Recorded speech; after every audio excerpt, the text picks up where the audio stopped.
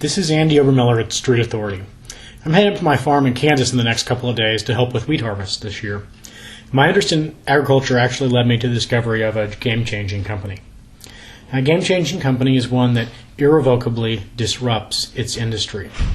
Let me give you a couple of examples. We're not going to go back to the blockbuster era in the post-Netflix world.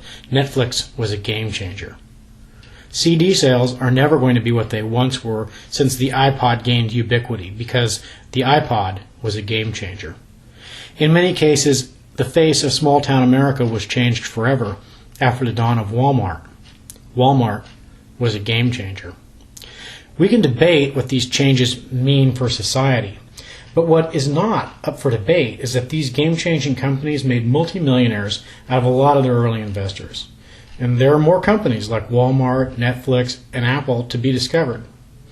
And I guess that takes me back to the farm.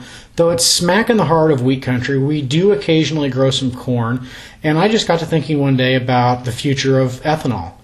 I knew my dad had considered investing in it 25 years ago, and I was interested in whether the economics had changed.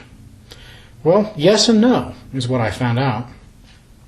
The future of corn-based ethanol is pretty limited. Federal law calls for a ceiling on output in 2015, after which there's really no more opportunity for growth in the domestic market. That was the no part. Now the yes part has to do with another type of ethanol, which federal law refers to as advanced biofuel. It turns out that this type of ethanol, which is chemically identical to that which you get from the starch in corn, is made instead from the sugar in plants. This sugar, called cellulose, has been out of humanity's reach for much of history, or I should say the energy in that sugar has been out of reach for much of history, but that's changed. Special processes using agricultural waste and other so-called biomass, or just big piles of plants, can now be used to produce ethanol. I mean, anything that is plant-based can be turned into fuel, from rice straw to paper. The demand for this type of ethanol is laid out in federal law, and this year that production schedule calls for 6.5 million gallons of cellulosic ethanol. By 2022, however, that will have surged to 16 billion gallons. That's a 250,000% gain.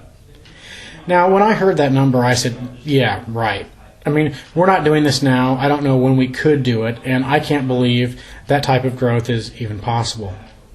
Well, shame on me for thinking that. Shame on me for underestimating the entrepreneurial ingenuity of the American innovator. So I did some research, and the Sandia National Labs in New Mexico set me straight.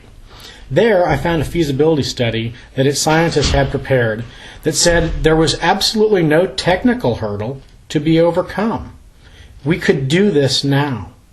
Now, the economics were as yet untested, but given the right resources, the United States could indeed meet the demanding timetable and begin to transition to sustainable, renewable energy sources.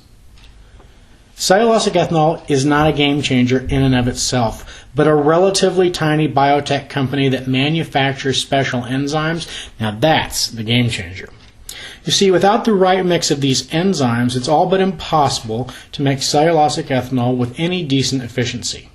But these special little proteins are so catalytic and do so much to push the chemical reactions along that the process is actually pretty easy to complete profitably. In some cases, this ethanol can be made even more cheaply than gasoline. But make no mistake, without these enzymes, all you have is a pile of waste. Biodegradable? Yes, but it's nothing more than mulch. With these enzymes, though, it's extraordinarily valuable. The leader in this space, the true game changer, is a company called Dyadic International. It trades over the counter, symbols DYAI. Its enzymes are leading the industry. They are the preferred proteins for cellulosic ethanol production. And the company is poised to capture a royalty stream on some of the largest production facilities in the country. Think of it. Every time one of those 16 billion gallons is produced, Dyadic could be earning a royalty. Even a penny a gallon would generate a lot of cash for this little company. Dyadic has already generated a nearly 200% gain since I first recommended it. I think it has quite a bit of growth room left. In fact, I think the line on its stock chart will, over time, match the increased federal demand target for cellulosic ethanol.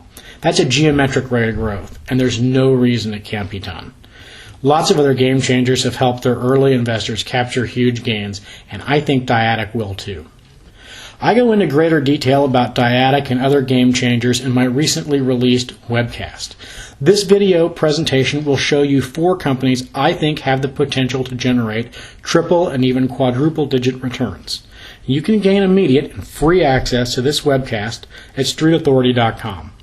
I'm Andy Obermueller, and I wish you many happy returns.